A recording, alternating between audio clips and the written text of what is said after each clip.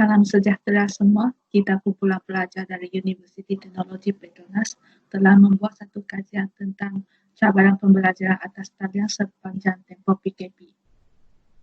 Video ini adalah video pembentaran kerja khusus dari data soal selidik. Sebelum kita bermula dengan pembentaran kita, saya ingin memperkenalkan adik kumpulan saya. Saya Belinda Wong, Ketua Kerja Khusus ini. Dan saya Yap Hui Ying, saya akan membentangkan tentang pendahuluan, cadangan, dan kesimpulan. Nama saya Jenny. Dalam video ini, saya akan menjelaskan artikel dan cabaran pembelajaran atas talian. Nama saya Celestine. Saya akan membentangkan perbincangan bahagian pertama. Sekarang, saya Yap Hui Ying akan membentangkan tentang pendahuluan video ini. Topik kajian yang telah dipilih adalah cabaran pembelajaran atas talian sepanjang tempoh Perintah Kawalan Pergerakan Malaysia, iaitu PKP. Pemilihan tajuk kajian ini dibuat adalah untuk mengenal pasti cabaran-cabaran pembelajaran secara talian yang dihadapi oleh para pelajar. Baru-baru ini, penyebaran wabak pandemik COVID-19 telah mengejutkan seluruh dunia.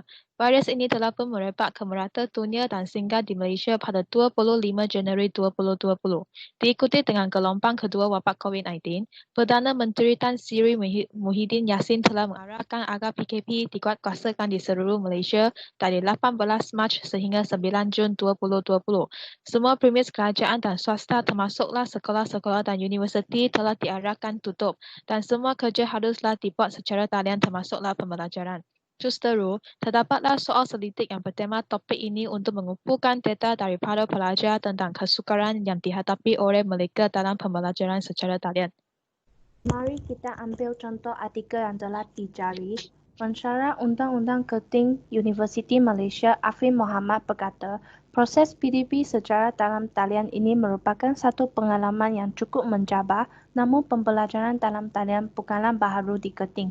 Hal ini demikian kerana mereka telah lama melaksanakan iLecture di mana melalui platform ini terdapat sesetengah kursus pelajarnya tidak perlu pergi ke kelas. Artikel yang kedua adalah berkaitan dengan Viviana Moshibin yang berumur 18 tahun, pelajar jurusan asasi sains telah memuat naikkan video pengalamannya menerusi saluran YouTube miliknya dengan tajuk Cabaran 24 Jam Atas Pokok. Videonya telah menunjukkan Viviana terpaksa memanjat pokok untuk mendapatkan capaian internet yang kuat sepanjang peperiksaan dalam talian. Cabaran pembelajaran atas talian adalah tidak mempunyai peluang untuk berinteraksi secara persemuka dengan profesor dan pelajar lain. Bukan itu sahaja, komunikasi melalui email ataupun kumpulan perbincangan dalam talian amat mencabar jikalau tidak mempunyai capaian internet yang bagus. Dengan ini, kita amat suka untuk membangunkan hubungan dengan rakan sekelas dalam kursus-kursus yang tersendiri. Tidak dapat menumpukan perhatian juga merupakan satu cabaran besar. Pelajar secara online adalah sesuatu yang bebas dan anda tidak akan diawasi. Jadi, adalah sangat mudah untuk anda hilang fokus atau bosan semasa pembelajaran. Akhirnya, anda akan terlepas sesuatu dan mungkin juga anda akan salah faham akan sesuatu perkara. Peta minda ini juga menunjukkan cabaran pembelajaran atas talian seperti suasana persekitaran, masalah kemudahan, pelajar yang tinggal di luar bandar yang mempunyai capaian internet yang kurang baik, pelajar yang tidak pintar dengan pengendalian diri, dan juga guru mengorbankan lebih banyak masa untuk mengajar pelajar. Seterusnya, saya Celestine akan membentangkan perbincangan keputusan data-data yang telah dikutip melalui soal selidik. Berdasarkan pie chart yang ditunjukkan, terdapat 30 orang responden telah menyertai soalan selidik ini. Terdapat 15 mahasiswa dan 15 pelajar menyertai soalan selidik ini. Kebanyakan responden berumur 18 hingga 25 tahun, manakala hanya sedikit orang yang berumur 13 dan 17 tahun. Selain itu, kita boleh lihat bahawa kebanyakan responden mempunyai pengajian ijazah iaitu 56.7%. Kebanyakan responden yang tinggal di bandar iaitu 53.3%, manakala terdapat 43.3% yang tinggal di luar bandar.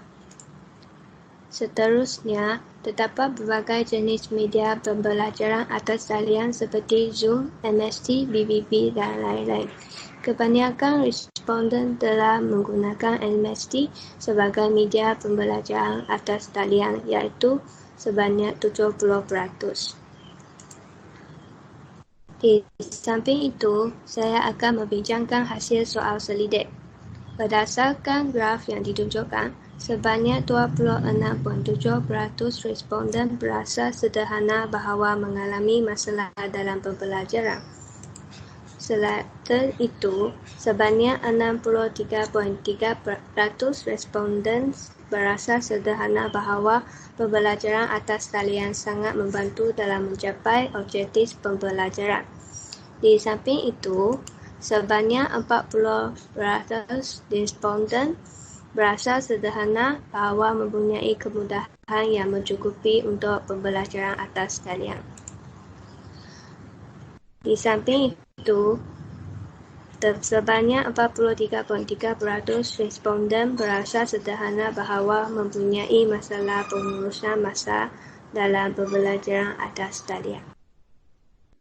Seterusnya, saya berlindawa akan membentangkan soalan kelima sehingga ke-12.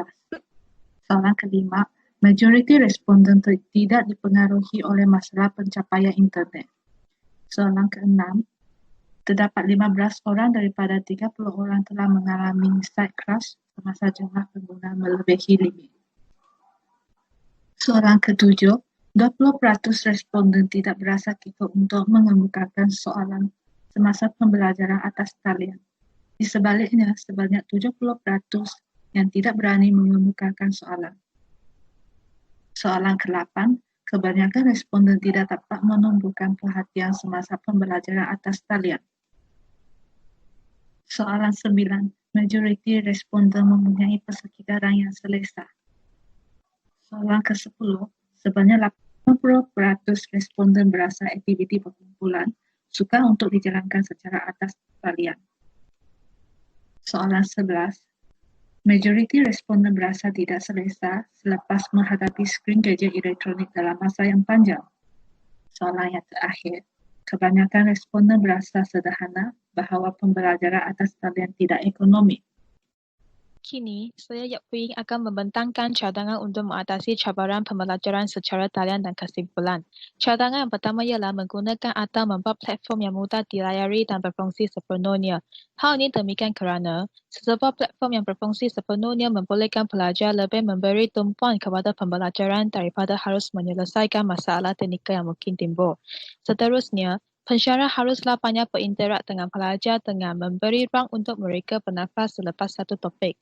Ini kerana pengajaran yang melibatkan pelajar dapat menjawab keraguan pelajar terhadap sesebuah topik. Contohnya, setiap pendidik perlu mengambil langkah proaktif dengan menggunakan petang aktif dalam kursus untuk meninjau pelajar mengenai pemahaman mereka. Dengan ini, pelajar dapat mengumpulkan nota yang banyak mengenai topik yang diajarkan walaupun kadang-kala berasa kekok untuk membuka mikrofon menanyakan soalan. Akhir sekali, ialah kesimpulan untuk topik dan video ini. Melalui kerja khusus ini, objektif kita telah mencapai, iaitu mengenal pasti cabaran-cabaran pembelajaran secara talian yang dihadapi oleh para pelajar sepanjang tempoh PKP. Pembelajaran atas talian mempunyai kelebihan dan kekurangannya. Memang tidak dapat dinafikan bahawa pembelajaran atas talian merupakan kaedah yang sangat fleksibel yang membolehkan para pelajar untuk mengakseskan latihan mereka dan sebagai alternatif kepada pembelajaran tradisional. Walau bagaimanapun, terdapat banyak aspek penting yang masih perlu kita tekankan seperti pencapaian internet yang kurang memuaskan dan sebagainya. Oleh itu, semua pihak haruslah bekerjasama untuk mengatasi cabaran-cabaran tersebut kerana bak kata pepatah, pemuda harapan bangsa, pemudi tiang negara. Sekian, terima kasih.